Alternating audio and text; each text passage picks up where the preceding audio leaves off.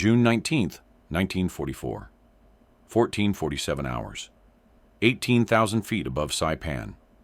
Technical Sergeant William Billy Kowalski feels the P-51D Mustang shudder beneath him, oil pressure dropping. 23 pounds per square inch and falling. The left aileron responds sluggishly, peppered with holes from the Zero that caught him 12 minutes ago. Through the scratched plexiglass canopy, he counts them.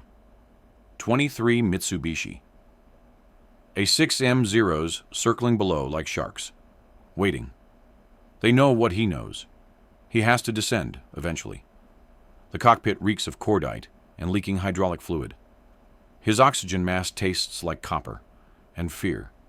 Sweat runs down his back, despite the freezing temperature at altitude. The stick vibrates in his right hand. His left hand grips the throttle, knuckles white inside torn flight gloves. Blood from a shrapnel cut above his eye has dried on his cheek, pulling the skin tight when he blinks. Fuel gauge, 37 minutes. Ammunition counter, 1,974 rounds remaining across 6 guns. Radio, static and Japanese voices. They're coordinating, patient, professional. They've done this before. Kowalski's squadron is gone, scattered or burning in the Pacific below. He watched Tennessee Williams die 20 minutes ago, trapped in his burning cockpit, pounding on the jammed canopy until the flames took him. He can still hear the screaming over the radio before Williams's transmitter melted. The engine coughs. RPMs drop for 2 seconds, then catch again. The Zeros below react instantly, tightening their circle. They smell blood. In his peripheral vision, sunlight glints off their canopies as they maintain perfect spacing. The flight leader, distinctive with red stripes on his tail, waggles his wings. A signal. They're going to come up for him soon. Kowalski has 2 options. Run west toward the carrier group and pray his damaged engine holds while they chase him down. Or fight. 23 against 1. Every training manual, every instructor, every piece of conventional wisdom says, run. Energy is life. Altitude is life. Speed is life. Never turn with a 0. Never give up your advantages. But Billy Kowalski, from the south side of Chicago, the pilot who washed out of training twice, who never scored a single kill in 4 months of combat, who everyone called backwards Billy because he flew like he was heading home instead of to war. He's about to do something that will make the Japanese question everything they know about air combat. His thumb hovers over the gun switch. In 7 minutes, 11 of those Zeros will be falling toward the ocean. The impossible will happen at 110 miles per hour, barely above stalling speed, with Billy Kowalski flying his Mustang backwards to every rule ever written. But first, he has to make them believe he's exactly what they think he is. Scared. Weak. Easy prey. He pushes the stick forward slightly, adds a wobble to his flight path. Not too much. Just enough to look like his hands are shaking. The damaged aileron helps sell it. The Mustang begins a shallow, unsteady descent. Below, the red-striped Zero breaks from the circle first. Then another. Then 5 more. They're climbing to meet him, confident, organized, setting up the butterfly trap that has killed dozens of American pilots. They've seen this before. A damaged, frightened American, alone and out of options. They have no idea they're climbing toward their own destruction. Kowalski watches the altimeter unwind. 17,500 feet. 17,000. His breathing fogs the inside of his mask. His heartbeat thunders in his ears, competing with the rough growl of the damaged Merlin engine. Every instinct screams at him to firewall the throttle and run. Instead, he reaches down and reduces power another 5%. Lets the wobble get worse. Sells the fear. The Zeros climb faster, eager now. 16,500 feet. They're almost in range. Almost committed. Almost unable to escape what's coming. William Kowalski, the nobody from Chicago who everyone said couldn't fly, grips the stick and prepares to fly backwards into history. Billy Kowalski never should have been in that cockpit. never should have made it through flight school. Never should have been flying fighters over the Pacific. Every assessment, every evaluation, every piece of paper in his military file said the same thing: adequate at best, liability at worst. Born November 3, 1921, in a 2-room tenement on Chicago's South Side. His father, Stanislaw Kowalski, came from Poland in 1913 with $14 and a willingness to do work that broke most men. The Union stockyards, the killing floor, 12 hours a day, 6 days a week, sledgehammering cattle, covered in blood and gore, coming home, stinking of death and defeat. Billy dropped out of high school at 15, not because he was stupid. He could take apart any engine blindfolded, but because the family needed money. His mother took in washing. His younger sister Marie sewed until her fingers bled. Billy found work at Midway Airport, cleaning engines for $5 a week. The mechanics noticed he had a gift: hands that understood machinery, ears that could hear when a valve was off by 1/1000th of an inch. By 1941, he was making $12 a week adjusting carburetors and timing magnetos. Good money, honest work. He was saving to marry Dorothy Novak from St. Casimir's Parish. Had $43 hidden in a coffee can. Then December 7th happened. December 8th, 0600 hours. Billy stood in line at the recruitment station with 200 other men. The Marines rejected him. Too short at 5'7". The Navy said no. Colorblind in his left eye. The Army took him. They needed bodies. Basic training at Fort Sheridan. Then aviation cadet training at Maxwell Field, Alabama. That's where everything went wrong. Or right, depending on how you look at what happened above Saipan. First washout, February 1942. Instructor's notes: Cadet Kowalski lacks aggression necessary for combat flying.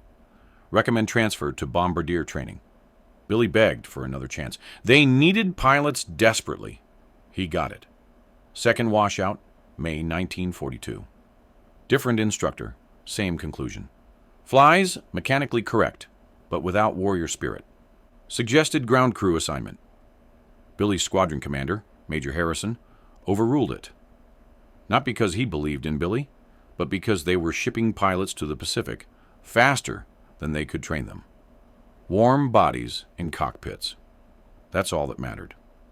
Final evaluation, August 1942.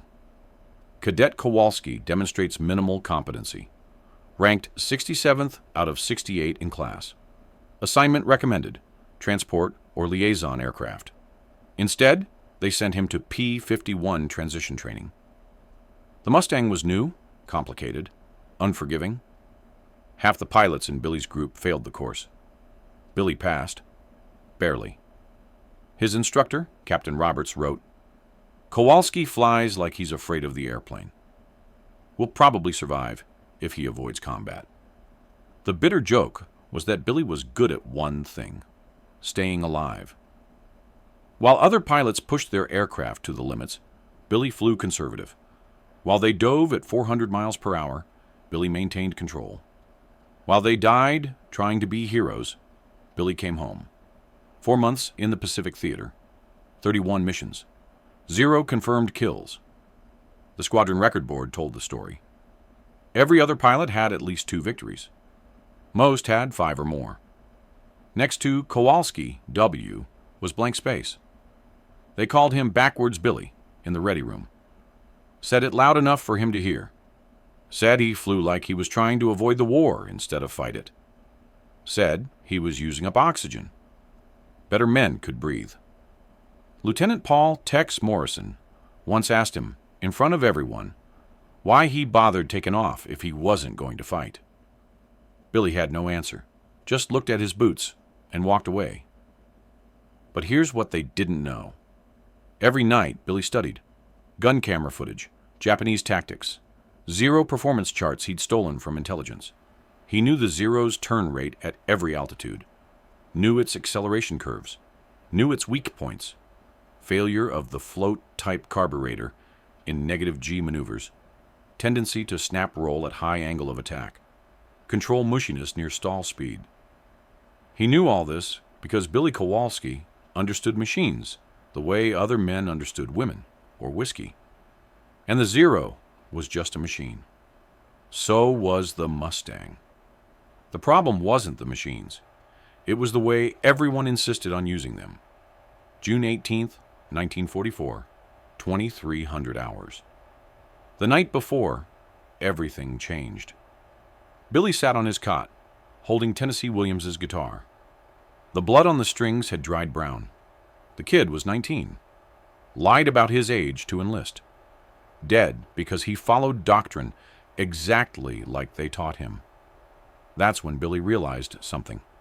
Every American pilot who died fighting Zeros had done everything right, followed every rule, used every approved tactic, and died anyway. Maybe the problem wasn't that Billy flew backward.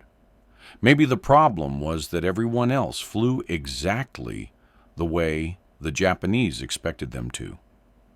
He spent that entire night drawing diagrams on the back of navigation charts. What if you violated every principle of energy fighting? What if you gave up every advantage on purpose? What if you flew so wrong that right became irrelevant? At 0500, Billy walked to his Mustang in the pre-dawn darkness. The crew chief, Sergeant Martinez, was already there, checking the gun ports. Martinez was the only man on base who didn't mock Billy. Maybe because Martinez knew what it was like to be an outsider. Mexican-American from El Paso. Neither white enough nor war hero enough to matter. "Flying today, Lieutenant?" Martinez asked. "Yeah." "Gonna get your first kill?" Billy looked at the Mustang. Serial number 44-13857. No nose art, no victory markers, just aluminum and steel, and 1,490 horses of Packard-built power. A machine. "Maybe," Billy said. "Or maybe I'll just fly backwards." Martinez laughed. Thought it was a joke.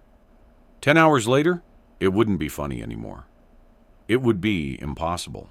By June 1944, American pilots were dying in a war they should have been winning. On paper, the P-51D Mustang dominated the Mitsubishi Zero in every category that mattered. Maximum speed, Mustang 437 miles per hour, 331. Service ceiling, Mustang 41,900 feet, 33,000. Firepower, 6.50 caliber Brownings versus two 20mm cannons and two 7.7mm machine guns. Range, armor, dive speed. Every numerical advantage belonged to the Americans. Yet the kill ratios told a different story. In turning engagements over the Pacific, Zeros were still destroying American fighters at 1.3 to 1. The best pilots America could produce, flying the best fighter ever built, were losing to an aircraft designed in 1939. The problem wasn't the machines. It was the doctrine, and the Japanese had learned to exploit it with lethal precision. American energy fighting was gospel. Height is might. Speed is life.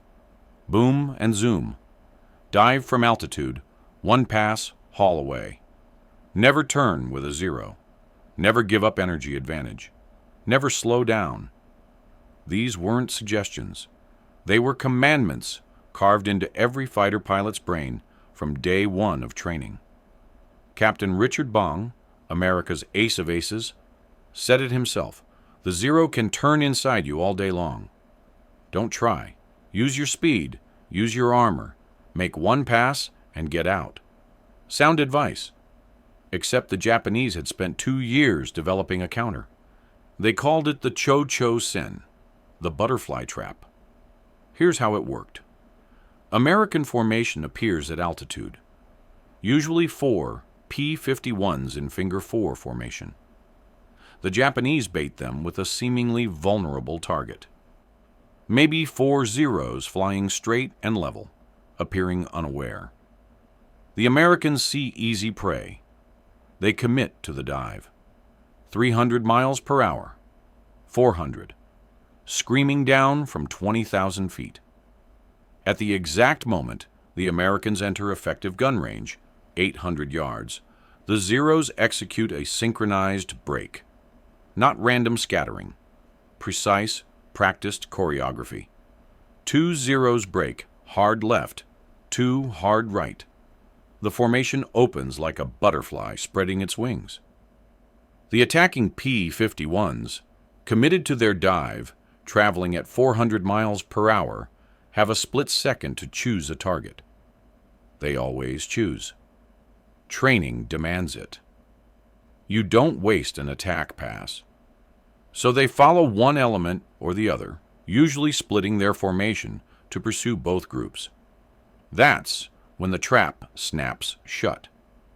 The Zeros that broke away reverse immediately. Their turn radius at 200 miles per hour, 610 feet. They can execute a 180-degree turn in 5.8 seconds. The P-51, trying to follow at combat speed, needs 885 feet and 8.2 seconds. Those 2.4 seconds of difference equal 350 feet of separation. The pursuing Mustang, fixated on its target, suddenly has enemy fighters converging on its tail from multiple angles. The American pilot has 3 options: continue pursuing the original target and die, try to turn with the Zeros and die, or attempt to extend away using speed, climbing back to altitude. Except climbing bleeds energy. The Mustang slows. The lighter Zeros, with their superior power-to-weight ratio at low speeds, stay inside the turn, maintain position, spray the fleeing American with cannon fire. Lieutenant Thomas Chen died this way on May 18th. Billy had watched from 5,000 feet above, helpless. Chen dove on 6 Zeros at 0943 hours. Perfect approach, textbook angle. The Zeros split at the last second. Chen followed the left element. The right element reversed. Chen tried to extend.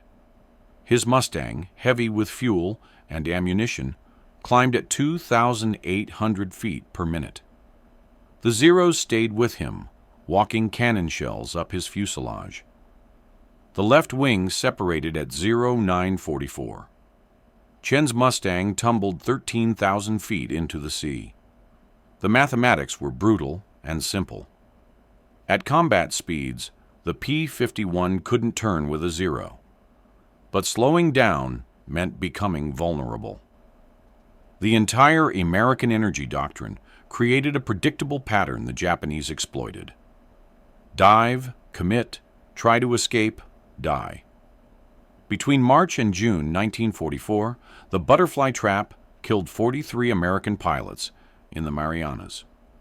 Intelligence knew about it. Briefing officers warned about it. But knowing and countering were different things. How do you defeat physics? The Zero's empty weight, 3,704 pounds. The P-51Ds, 7,635 pounds. Wing loading, the amount of weight per square foot of wing area, determined turn performance. The Zero, 22 pounds per square foot. The Mustang, 39 pounds. These numbers were immutable. You couldn't change them. You could only work within their constraints. But constraints were just rules.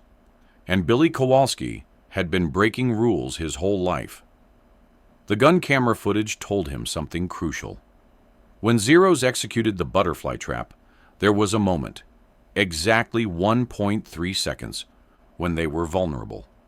The moment of reversal, transitioning from one direction to another. Airspeed bleeding from 200 to 160 miles per hour. Controls mushy. The Zero, designed for maneuverability, became unstable at that precise instant.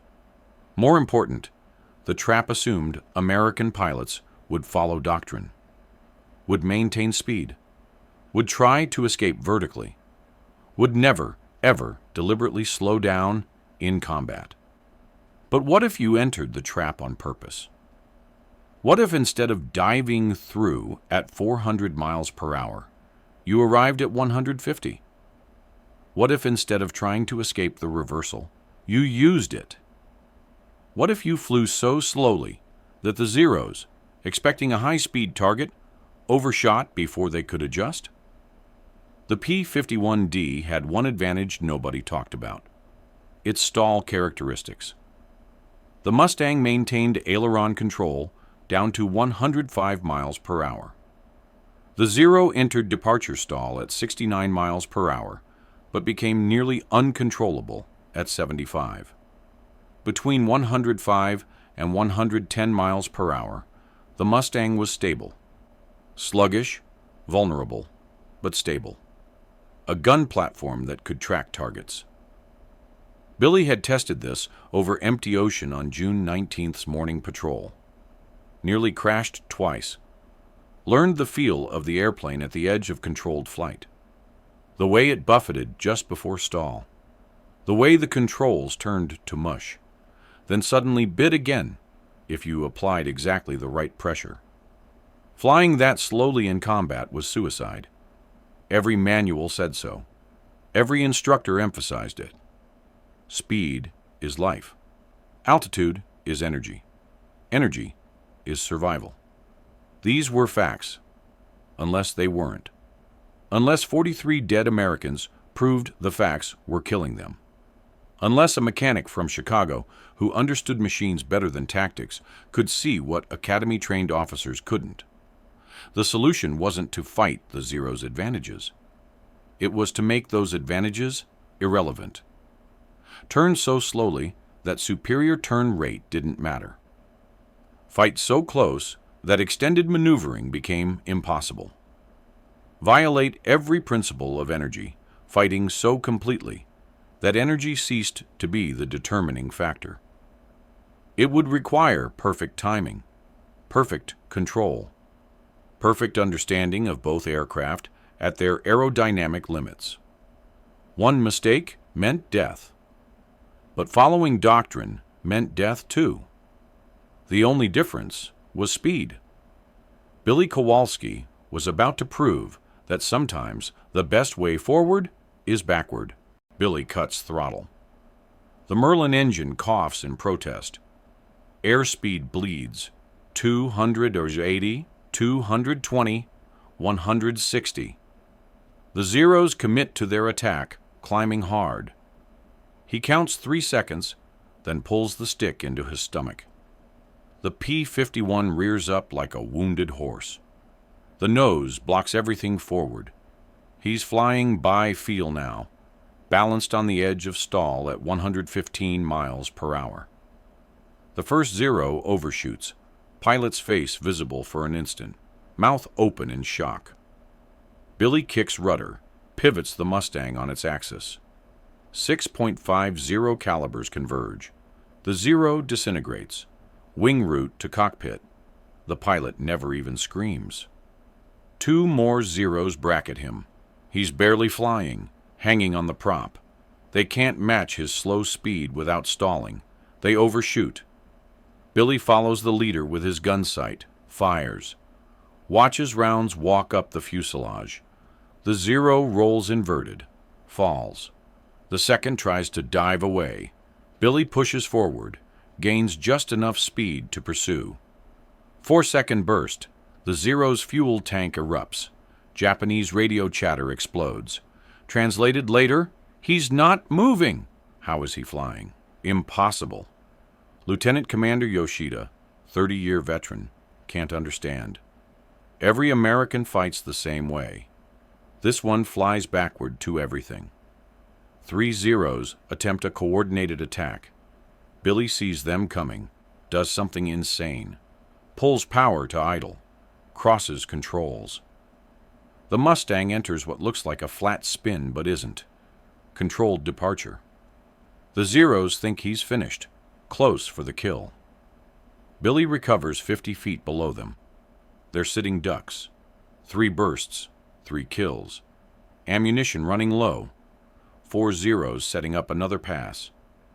Billy executes his most extreme maneuver yet. A hammerhead stall at 1,000 feet. Vertical climb until the Mustang stops flying entirely.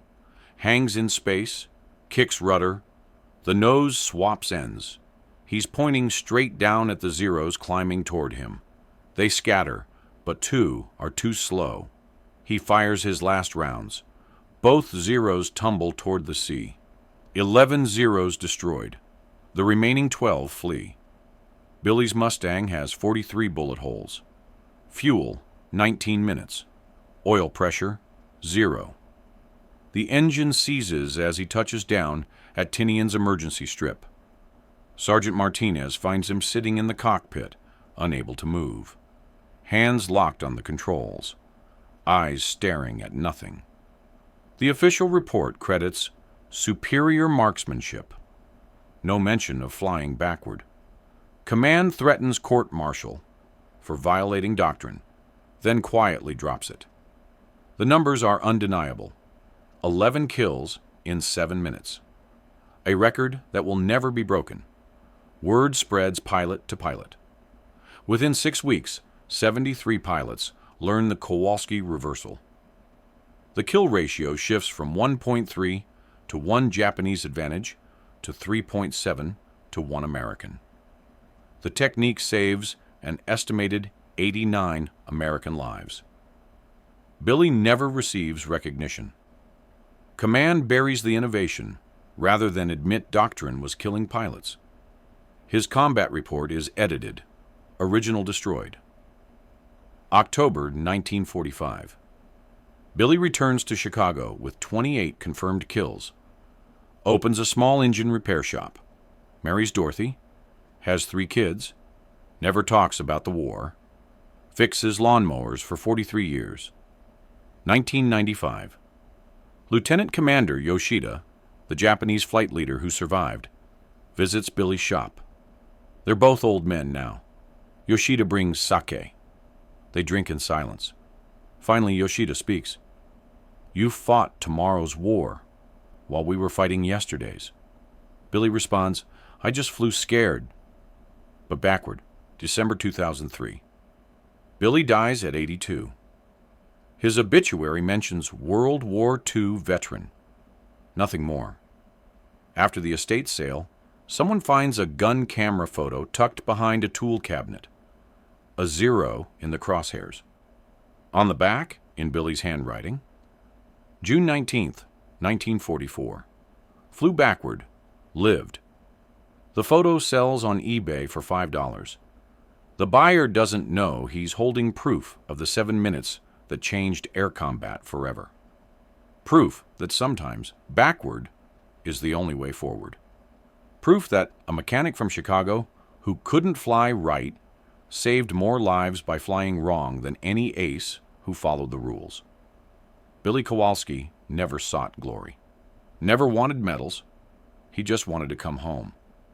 And he figured out that sometimes coming home means flying straight into hell, backward, slow, and absolutely impossible.